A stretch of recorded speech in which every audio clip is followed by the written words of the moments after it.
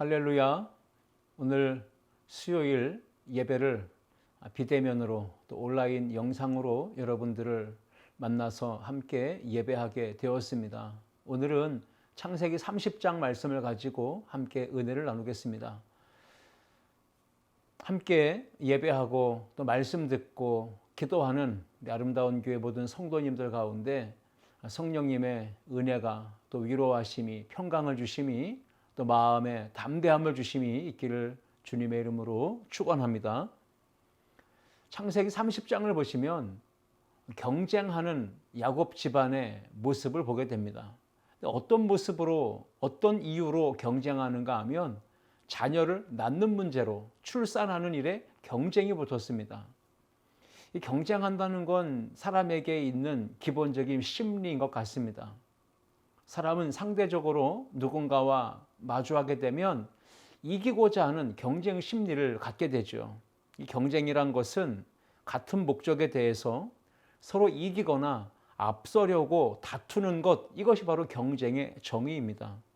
경쟁에는 긍정적인 측면과 부정적인 측면이 함께 있습니다. 긍정적인 면을 본다면 누군가에게, 타인에게, 주변 사람들에게 자신이 인정받기 위해서 그런 의도로 경쟁하다 보면 또 열심히 노력하다 보면 자기 자신도 모르는 사이에 여러 면에서 발전하게 되고 성장을 하게 되는 경우를 우리가 보게 되죠. 이것이 바로 경쟁의 긍정적인 측면이라고 말할 수 있다면 부정적인 측면이 있습니다. 상대방에 대한 지나친 승부욕, 시기심과 질투심, 이러한 것들이 잘못된 동기에서 나왔다고 볼 수 있습니다. 그래서 상대방을 무조건 이기려고 하는 그런 마음, 그래서 너 죽고 나 죽지 않은 이러한 마음으로 경쟁을 하게 된다면 이것은 그야말로 모두가 다 위험해지는 상황이 되고 결과는 비참한 결과를 보게 될 수도 있다는 것이죠. 라이벌 의식을 갖는 경우들이 많습니다. 자기와 어떤 상대방이 마주할 때 함께 있는 그 자리에서 라이벌 의식을 갖는 경우들이 많습니다. 일반 세상에서도 그렇고 교회 안에서도 우리는 라이벌 의식을 느낄 때가 있습니다. 그러한 상황에서 무조건 상대방을 앞서고 이겨야 된다고 하는 이러한 마음, 가위바위보를 해도 이겨야 되고 어떤 게임을 해도 항상 이겨야 되는 마음, 심리가 누구에게나 있는 거죠. 이 현대사회가 그래서 경쟁사회라고 말합니다. 아주 치열한 경쟁사회입니다. 승자 독식 구조의 사회 구조가 만연해 있습니다. 누구든지 이겨야 가질 수 있고 취할 수 있고 누릴 수 있다는 것이죠. 선거에서도 2등, 3등은 아무 의미가 없고 그저 1등에 당선될 때만이 의미를 부여합니다. 무조건 이겨야 되기 때문에 더러는 부정한 방법을 통해서라도 선거에 당선되려고 불법을 저지르는 일들도 보게 되는 겁니다. 경쟁은 이렇게 누구도 승자를 만들 수 없는 것 같습니다. 결국은 모두가 지는 게임이 바로 경쟁이다라고도 볼 수 있어요. 지나친 욕심에서 불필요한 경쟁을 하게 되면 결국 모두가 다 손해를 보고 모두가 다 비참한 결과를 맛보게 되는 겁니다. 그런데 오늘 본문에 야곱 집안의 이 아내들을 가운데서 결국 출산의 문제를 가지고 힘을 다해 경쟁하는 내용들이 기록되어 있는 걸 보게 됩니다. 지난 시간에 창세기 29장을 통해서 하나님은 남편 야곱에게 사랑을 받지 못하는 그 아내 레아를 불쌍히 여기셔서 먼저 야곱에게 4명의 아들을 낳게 해주셨습니다. 여러분, 레아가 아들을 4씩이나 낳는 과정 속에서 마음이 제일 불편했고 마음의 질투와 시기심과 경쟁심이 일어날 수 있는 사람은 한 사람, 동생 라헬이었을 겁니다. 그래서 라헬은 자신도 어떻게 해서든지 이 야곱 남편에게서 자식을 낳으려고 애를 써보았습니다. 그런데 임신하지 못한 거예요. 그래서 라헬은 자신의 나름대로의 수단과 방법을 동원합니다. 자기 몸종으로 있었던 비라를 대리모로 삼아서 자식을 낳게 하는 거죠.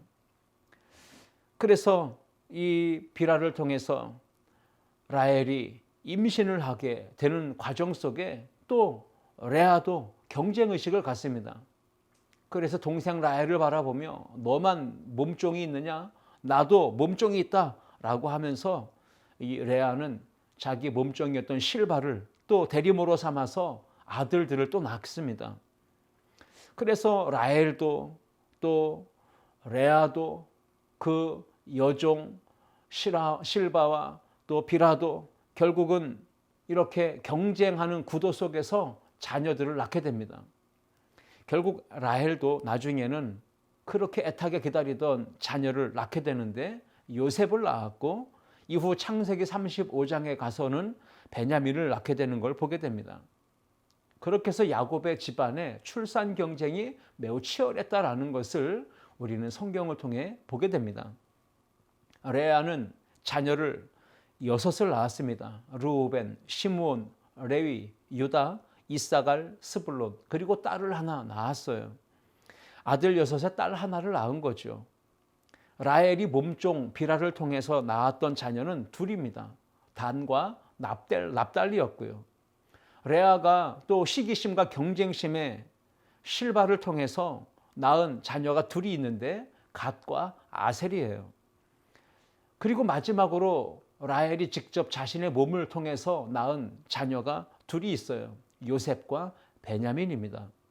이렇게 야곱은 4명의 아내들을 통해서 12명의 자녀를 낳았고요. 이 12명의 아들들은 후에 이스라엘 12지파의 조상이 됩니다. 오늘 본문 1절과 2절 말씀을 우리가 함께 읽어보도록 하겠습니다. 라헬이 자기가 야곱에게서 아들을 낳지 못함을 보고 그의 언니를 시기하여 야곱에게 이르되 내게 자식을 낳게 하라. 그렇지 아니하면 내가 죽겠노라. 야곱이 라헬에게 성을 내어 이르되 그대를 임신하지 못하게 하시는 이는 하나님이시니 내가 하나님을 대신하겠느냐. 창세기 29장에서 레아가 4명의 아들을 낳았습니다. 르우벤, 시므온, 레위, 유다 이렇게 4명의 아들을 낳았어요. 그런데 진짜 야곱이 사랑하던 아내 라헬은 자식을 낳지 못했어요. 라헬이 언니가 4명의 자녀를 낳는 것을 보면서 시기하고 질투하는 거예요. 그래서 1절 말씀에 기록하기를 언니를 시기하여라고 했잖아요. 그리고는 남편에게 가서 다짜고짜 따지듯 원망하고 불평하듯 이렇게 얘기한 겁니다. 내게 자식을 낳게 하라. 그렇지 아니하면 내가 죽겠노라. 이렇게 협박하듯이 야곱에게 불평하는 말을 쏟아낸 것입니다. 여러분, 임신하지 못하는 것 물론 인간에게는 넘어설 수 없는 장벽입니다. 임신을 하는 것도 또 임신하지 못하는 것도 모두가 다 하나님의 주권과 하나님의 하시는 일인 거예요. 출산이라는 게, 임신이라는 게 인간의 의지로 뜻으로 되는 게 아니잖아요. 하나님께서 허락하셔야, 또 하나님께서 복을 주셔야, 태의 문을 열어주셔야 결국 임신도 할 수 있고 출산도 가능한 겁니다. 라헬은 야곱을 통해서 자식을 낳고 싶어 한 거예요. 그 마음은 충분히 이해가 됩니다. 그렇다면 자식을 잉태하게 하시는 하나님 앞에 라헬은 엎드려야 했고요. 하나님이 자녀를 주실 때까지 기다려야 했습니다. 하지만 라헬은 오늘 본문을 보면 그렇지 못했습니다. 조급하고 또 불편한 마음, 그 마음을 가지고 남편에게 다짜고짜 마음의 심경을 토로하며 협박을 했던 것이죠. 라헬은 하나님을 바라보지 못하고 인간적인 방법을 선택했습니다. 야곱이 라헬에게 뭐라고 얘기합니까? 임신하지 못하게 하시는 이는 하나님이신데 내가 하나님을 대신하겠느냐라고 아내에게 또 더불어 성을 냅니다. 아내 라헬이 남편 야곱에게 투정을 부리듯 남편에게 불평하며 짜증내고 협박하듯 말했을 때 여러분, 라헬의 마음은 남편에게 위로받고 사랑받고 그래도 격려받고 위안을 얻고 싶었을 것입니다. 그런데 이러저러한 이유로 바가지를 긁히고 있었던 이 야곱이 결국 그 불편한 심경을 아내가 투정을 부리자 라헬에게 화를 내고 홧김에 하지 말아야 될 말을 하게 된 것을 봅니다. 여러분, 위로를 받지 못한 라헬이 인간적인 마음에 결국 하지 말아야 될 일을 저지르고 말았습니다. 3절부터 5절까지 내용이 그러한 일을 시작했다는 걸 보여줍니다. 3절부터 보겠습니다. 라헬이 이르되 내 여종 비라에게로 들어가라. 그가 아들을 낳아 내 무릎에 두리니 그러면 나도 그로 말미암아 자식을 얻겠노라 하고 그의 시녀 비라를 남편에게 아내로 주매 야곱이 그에게로 들어갔더니 비라가 임신하여 야곱에게 아들을 낳은지라. 라헬은 남편에게 자신의 여종 비라를 첩으로 대리모로 내어주었습니다. 그러니까 야곱은 자의가 아니라 거의 반타의에 의해서 새로운 아내 첩을 얻게 된 겁니다.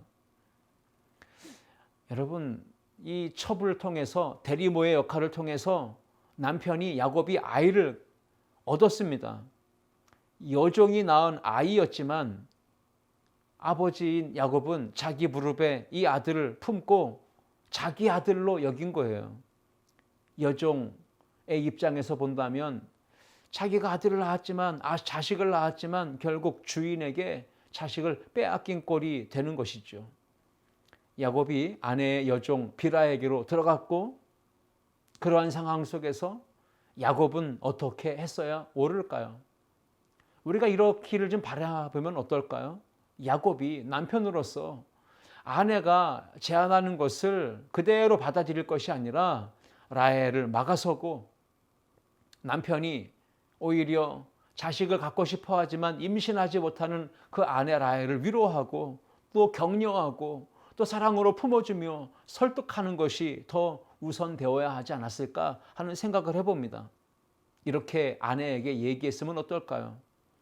하나님의 뜻이 있다면 분명 하나님은 우리에게도 자식을 주실 겁니다. 그러니 우리 조금 더 참고 인내하면서 너무 조급하게 서두르고 인간적인 방법을 동원하지 말고 하나님이 우리 가정에 태의 문을 열어주시기를 우리 함께 인내하면서 기도해 봅시다. 뭐 이렇게 얘기했더라면, 제안했더라면 참 좋은 결과를 보았을 거라 생각을 합니다. 그런데 야곱도 그렇게 하지 못했습니다. 라헬이 감정 상한 마음에 했던 제안을 받아들여서 몸종이었던 비라에게로 들어가고 말았고요.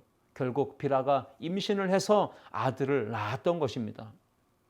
6절부터 8절 말씀 보시면 라헬이 이르되 하나님이 내 억울함을 푸시려고 내 호소를 들으사 내게 아들을 주셨다 하고 이로 말미암아 그의 이름을 단이라 하였으며 라헬의 시녀 비라가 다시 임신하여 둘째 아들을 야곱에게 낳음에 라헬이 이르되 내가 언니와 크게 경쟁하여 이겼다 하고 그의 이름을 납달리라 하였더라. 아멘. 라헬이 여종 비라가 첫 번째로 낳은 아들의 이름을 억울함을 푸신다라고 하는 뜻으로 단이라고 지었습니다. 여러분, 하나님은 억울함을 풀어주시는 분이시죠. 라헬은 하나님께서 자신의 마음의 아픔과 억울한 마음의 이 속사정을 들어주셨다. 그리고 그 부르짖는 소리를 들어주시고 억울한 마음을 어루만져 풀어주셨다라고 하는 뜻으로 그 이름을 단이라고 지었던 겁니다. 아들을 하나 낳았는데 성에 차지 않았던 것 같아요. 그래서 라헬은 이 몸종이었던 비라를 두 번째로 남편에게 들여보냅니다. 그리고 비라는 둘째 아들을 또 낳습니다. 이번에 라헬은 아들의 이름을 지을 때 내가 언니와 크게 경쟁하여 이겼다라는 뜻으로 그 이름을 납달리라고 불렀습니다.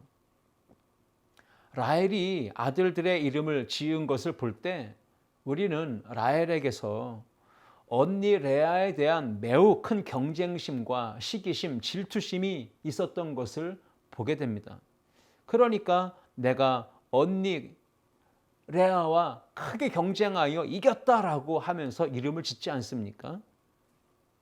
그래봐야 언니는 4명의 자녀를 낳았고 동생 라헬은 자기 몸이 아니라 몸을 통해서 2명의 자녀를 낳은 거죠.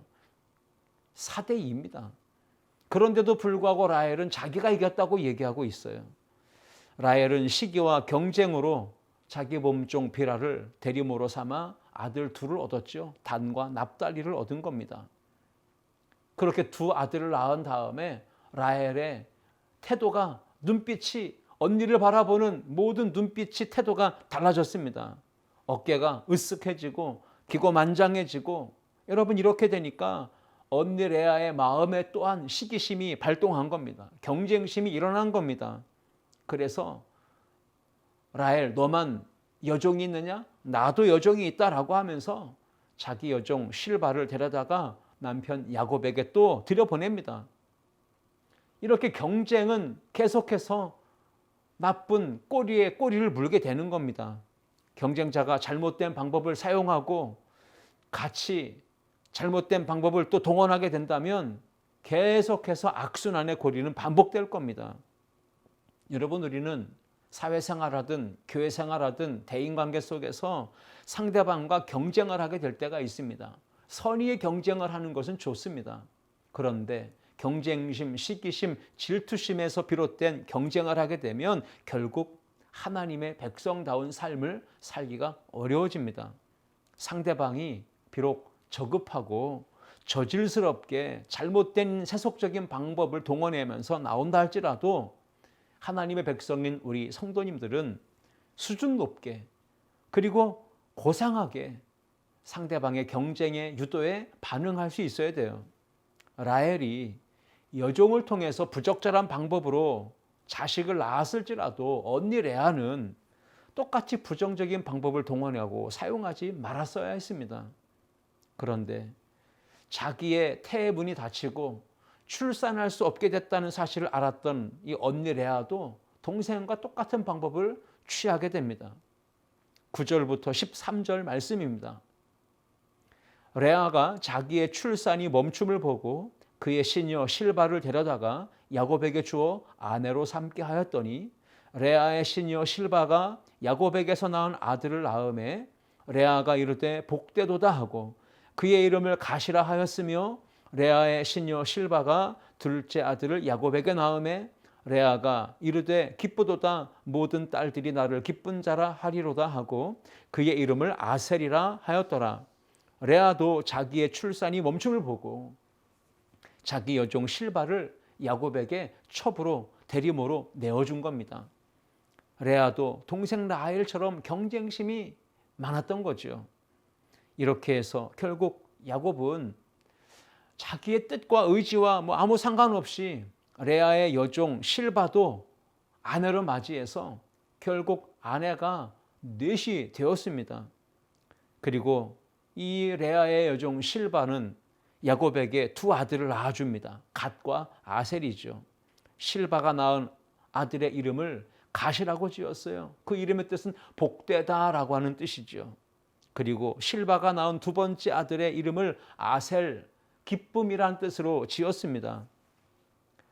지금까지 우리는 라헬과 레아를 통해서 그리고 몸종이었던 비라와 실바를 통해서 아들들이 낳았고 그 다음에 그 아들들의 이름을 지어준 이 상황을 지금 보셨습니다. 살펴보았을 때 여기서 우리는 놓치지 말아야 될 한 가지 교훈을 얻습니다. 자녀들의 이름을 지을 때 지금 야곱과 그 부모 어머니들은 신앙적인 이름을 짓지 않고 경쟁심에서 비롯된 이름을 짓습니다. 하나님과의 관계 속에서 지어진 이름들이 아닌 거죠. 레아도 그렇고 라헬도 그렇고 자식을 낳은 다음에 아들들의 이름을 지은 걸 보면 그저 경쟁심과 시기심과 질투심에 비롯돼서 결국은 아들들의 이름을 지은 것을 보게 됩니다. 이제 우리는 14절부터 16절 말씀을 읽겠습니다. 함께 읽습니다. 밀 거둘 때 르우벤이 나가서 들에서 합 한 채를 얻어 그의 어머니 레아에게 드렸더니 라헬이 레아에게 이르되 언니의 아들의 합 한 채를 청구하노라. 레아가 그에게 이르되 내가 내 남편을 빼앗은 것이 작은 일이냐? 그런데 네가 내 아들의 합 한 채도 빼앗고자 하느냐? 라헬이 이르되 그러면 언니의 아들의 합 한 채 대신에 오늘 밤에 내 남편이 언니와 동침하리라 하니라. 저물 때 야곱이 들에서 돌아오매 레아가 나와서 그를 영접하여 이르되 내게로 들어오라. 내가 내 아들의 합한 채로 당신을 샀노라. 그 밤에 야곱이 그와 동침하였더라. 오늘 성경에 기록되어 있는 합한 채라는 건 남녀 간의 사랑을 촉진시켜주는 어떤 최음적인 성분이 있다라고 알려진 식물 풀입니다. 밀을 추수하는 시기에 레아의 아들 이 장자 르우벤이 들판에 나가서 합한 채를 발견하게 됩니다. 그리고는 그것을 캐와서 그 어머니 레아에게 가져다 주었죠. 그 소식을 어떻게 들었든지 라헬이 언니 레아를 찾아와서 그 최음제 성분이 있는 이 불임 치료제로 여겨졌던 그 합한 채를 언니에게 달라고 요구하고 청구합니다. 그런데 레아는 이런지하에 라헬의 요구나 제안을 매몰차게 거절하죠. 그러면서 오늘 본문을 보면 레아가 동생 라헬에게 이렇게 얘기했습니다. 네가 내 남편을 빼앗은 것이 작은 일이냐? 라고 이렇게 합한 채를 청구하는 동생 라헬에게 이야기합니다. 자세히 살펴보면 상황을 좀 분별해 본다면 지금 레아가 했던 이 말은 앞뒤가 맞지 않고요. 적반하장도 유분수지라고 하는 말이 딱 들어맞는 상황입니다. 야곱의 첫사랑은 누굽니까? 레아가 아니고 라헬이었죠. 라헬이 야곱과 결혼식을 올리고 첫날 밤을 보내는 그날 언니 레아가 아버지가 시키는 대로 해서 동생의 남편을 첫날 밤에 가로챈 거죠. 레아의 입장에서 볼 때 그 이후에 남편 야곱은 늘 자신보다는 동생 라헬에게 마음을 주고 눈길을 주고 몸을 허락해 주는 거예요.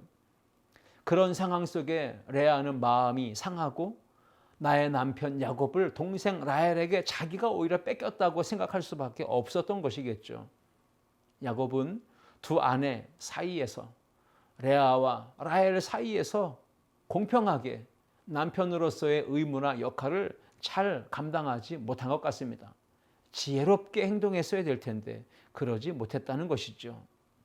여러분, 인간은 누구나 다 자기중심적으로 자기의 입장에서 모든 상황을 이해하고 해석하려는 경향을 가지고 있습니다. 사실은 레아가 동생 라헬에게서 남편 야곱을 빼앗은 것임에도 불구하고 레아는 지금 자신의 입장에서 자신의 중심적인 어떤 사고에서 동생 라헬이 자기 남편 야곱을 빼앗았다고 이렇게 해석한 거예요. 그리고 말한 겁니다. 더군다나 레아는 자식을 많이 두고 있었잖아요. 거기다가 지금 장자 르우벤이 합한 채를 구해왔고 그것을 가지고 있는 매우 유리한 입장에 놓여 있습니다. 그럼에도 동생 라헬이 찾아와서 요구했을 때 상처를 주는 말을 한 거예요. 라헬은 언니에게 상처받는 말을 듣고도 포기하지 않습니다. 그리고 끝까지 언니에게 거래를 하며 제안을 하고 결국 성사시킵니다. 이렇게 얘기한 거죠. 그러면 언니의 아들의 그 합한 채 대신에 오늘 밤에 나의 남편 야곱이 언니와 동침합니다. 이렇게 제안을 하면서 합한 채를 나에게 달라고 요구한 것이죠. 레아는 불임을 치료해 줄 수 있는 합한 채를 라헬에게 건네주고 야곱과 동침할 수 있는 기회를 얻게 되었어요. 그러니까 서로 적당한 것을 주고받는 원만한 거래를 이루게 됩니다. 그런데 여러분, 이 거래가 뜻밖의 레아에게 행운을 가져다 주었습니다. 17절부터 21절 말씀입니다. 함께 읽습니다.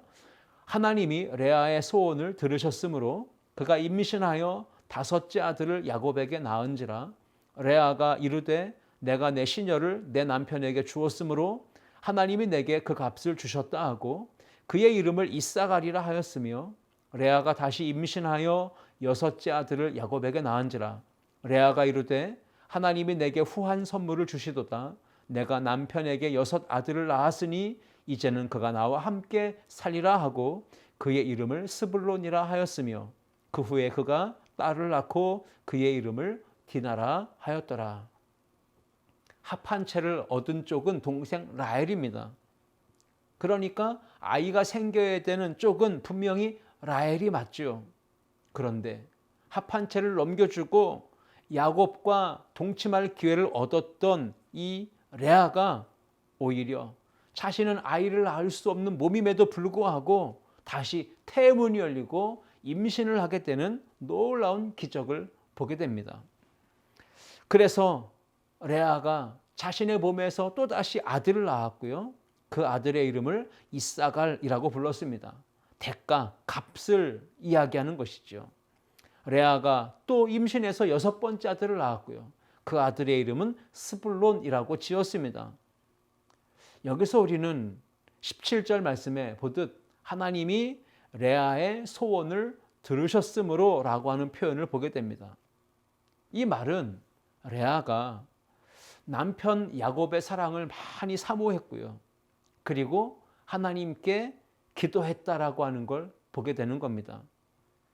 자신의 태문이 닫히고 남편에게 사랑을 받지 못했던 이 레아는 하나님 앞에 호소하고 하나님 앞에 기도하면서 믿음의 연단과 훈련을 받았다는 거죠. 그리고 하나님이 그의 기도에 응답해 주셨다, 소원을 들어주셨다라고 하는 말씀인 겁니다. 그리고 레아가 후에 이 6 아들을 낳은 이후에 딸 디나를 낳게 됩니다. 이제 우리는 마지막 결론 부분에 이르렀습니다. 22절부터 24절 말씀을 읽겠습니다. 하나님이 라헬을 생각하신지라 하나님이 그의 소원을 들으시고 그의 태를 여셨으므로 그가 임신하여 아들을 낳고 이르되 하나님이 내 부끄러움을 씻으셨다 하고 그 이름을 요셉이라 하니 여호와는 다시 다른 아들을 내게 더하시기를 원하노라 하였더라. 아멘. 때가 되면 하나님께서 생각하여 주십니다. 하나님은 택하시고 부르신 백성을 때가 되면 기억하시고 생각하시고 돌아보십니다. 오늘 본문 말씀 22절에 하나님이 라헬을 생각하신지라 라고 기록했습니다. 이 생각한다라는 원어 히브리어 자카르는 기억한다는 뜻이 있습니다. 그러니까 하나님은 라헬을 잊어버리지 않으신 겁니다. 그리고 기억하신 겁니다. 하나님의 정하신 때에 그 시간에 하나님은 은혜를 베푸시기 위해 기억하시고 생각하신다는 뜻이죠. 구약 성경을 보시면 창세기 8장에 하나님께서 노아와 그의 아들들 그리고 며느리들 그 아내 이 8식구를 방주에서 나오게 하시죠. 그때 창세기 8장 1절을 보면 이렇게 기록하고 있습니다. 노아와 그와 함께 방주에 있는 모든 들짐승과 가축을 기억하사 바람으로 땅 위에 불게 하심에 물이 줄어들었다라는 말씀이 있습니다. 하나님은 노아의 가족을 돌아보시기 위해 기억하셨다는 거죠. 잊어버리지 않으신 겁니다. 심판 중에 진노 중에라도 하나님은 구원의 역사를 쉬지 않고 계속 행하고 계신다는 사실입니다. 우리가 잘 알고 있듯 사무엘 말씀도 그렇습니다. 사무엘상 1장 19절에 보시면 사무엘의 어머니 한나가 하나님께 무자하여 자식을 주시기를 간절히 눈물로 호소하며 기도했습니다. 그때 엘가나가 그 아내 한나와 동침하였더니 여호와께서 그를 생각하신지라 라고 기록했습니다. 이 생각한다라는 말이 기억한다는 말이거든요. 하나님이 기억하시고 생각하신 결과 무자했던 한나에게 태문이 열리고 사무엘이라는 아들을 낳게 되었습니다. 구약 성경의 이스라엘 백성들은 애굽에서 430년간 고통하며 종살이했습니다. 더 학대가 심해지자 부르짖었고 그들의 아픔과 그들의 탄식 소리를 하나님이 들으셨고 보셨다라고 기록합니다. 하나님은 잊어버리지 않으십니다. 택하신 백성, 하나님이 구원하시기로 작정하신 백성은 절대로 잊지 않으시고 기억하신다는 사실, 생각하시고 돌아보신다는 사실을 우리가 잊지 말아야 합니다. 하나님은 라헬을 생각하셨고 그의 간구와 그의 호소를 들어주셨고 그의 닫혀있던 태문을 열어주셔서 자녀를 임신하게 하고 출산하게 하셨다는 겁니다. 여러분, 이제 우리는 결론을 맺고자 합니다. 자녀를 출산하고 또 자녀를 낳는 이 모든 일들은 사람의 뜻과 의지로 되는 것이 절대 아닙니다. 하나님의 섭리와 하나님의 은혜, 하나님의 인도하심, 돌보심에 의하여 이루어지는 일들입니다. 하나님께서 허락해 주셔야만 자녀를 얻을 수 있는 거죠.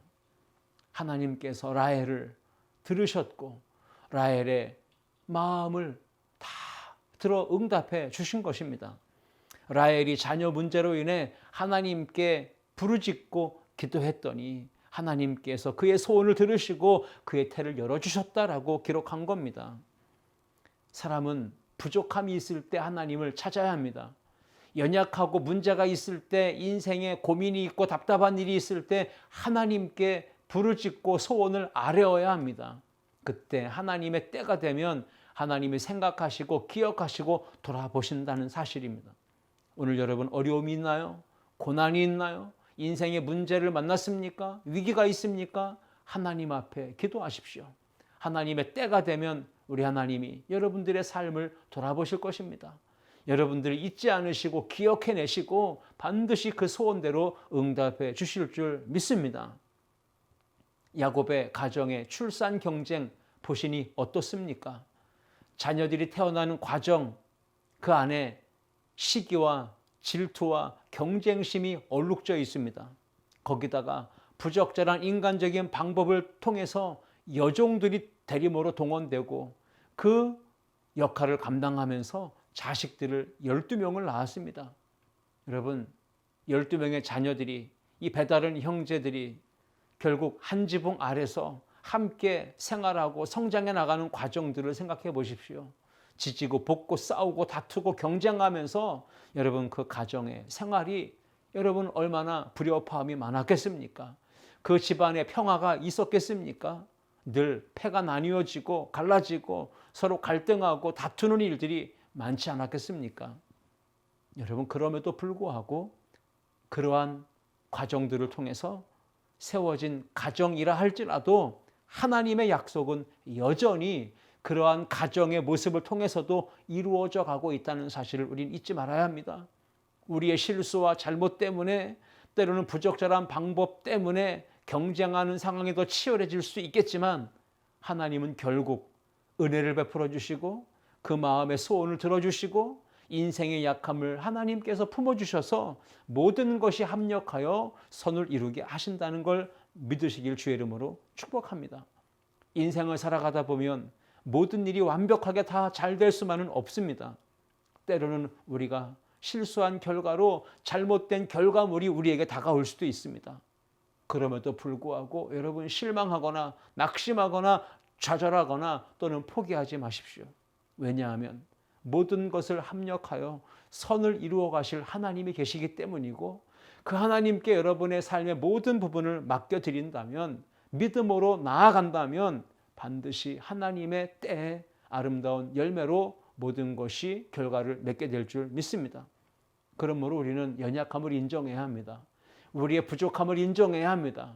때를 따라 실수하고 넘어지고 잘못된 선택을 했던 그 모든 인간적 행위를 하나님 앞에 겸손히 엎드려 회개하고 그 연약한 모습 그대로 나아가 하나님의 은혜와 긍휼을 구하면 하나님께서 우리의 실수와 잘못 실패까지도 바꾸어 선으로 이루어 주실 줄 믿습니다. 목이 마르다고 인간적인 방법을 동원하는 것은 절대로 금물입니다. 목이 마르다고 바닷물을 퍼마시면 되겠습니까? 그것만큼 어리석고 미련한 일이 어디 있겠습니까? 잠깐이야 바닷물을 퍼마신다면 뭔가 해결되는 것 같지만 보다 더 심각한 갈증과 고통이 더 가중되지 않겠습니까? 야곱의 두 아내 레아와 라헬이 자식을 낳는 것을 통해서 자신의 욕심, 인간적인 욕망을 채우려고 쓸데없는 자존심 싸움하고 경쟁 심리에 휘말려서 부적절한 방법이 동원되었습니다.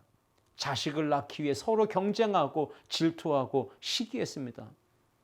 이러한 야곱의 집안에 하나님이 개입하시지 아니하시고 역사하지 않으셨다면 야곱의 집안이야말로 콩가루 집안이 되고 말았을 것입니다. 그러므로 우리는 내가 원하는 것이 뜻대로 되지 않는다 할지라도 내가 지금 선택하고 있는 이 일이 하나님의 뜻에 합한지, 내가 하고자 하는 이 방법이 하나님의 마음에 합한 것인지를 늘 생각해 보아야 합니다. 잘못된 경쟁심으로 인해 인생이 비뚤어지지 않고 또 잘못된 방향으로 흘러가지 않도록 늘 신중하고 늘 조심하고 하나님께서 과연 나에게 어떠한 삶을 원하시는지를 항상 기도하며 말씀 가운데 분별해 나가는 우리 아름다운 교회 모든 성도님들이 다 되시고 또 남은 한 주간도 주님의 은혜 가운데 믿음으로 승리하는 역사가 있기를 주님의 이름으로 축복합니다. 기도하시겠습니다. 하나님 아버지 감사합니다. 오늘 창세기 30장 말씀을 가지고 야곱 집안의 출산 경쟁이라는 제목으로 함께 은혜를 나누었습니다. 주신 말씀을 따라서 우리가 인생을 살아가며 어떠한 신앙적 태도와 가치관을 가지고 살아야 할지 하나님께서 주신 말씀의 교훈을 붙잡고 삶을 살아가는 지혜로운 믿음의 백성들 되게 하여 주옵소서. 가정마다 하나님의 은혜와 평강이 임하게 하시고 두려움과 염려와 근심은 떠나가고 하나님이 함께 하심으로 기쁨과 감사와 찬양이 있는 복된 가정, 하나님의 임재를 누리는 믿음의 가정들이 되게 하여 주옵소서. 모든 영광을 주께 올려드리며 살아계신 예수님의 이름으로 기도하옵나이다. 아멘.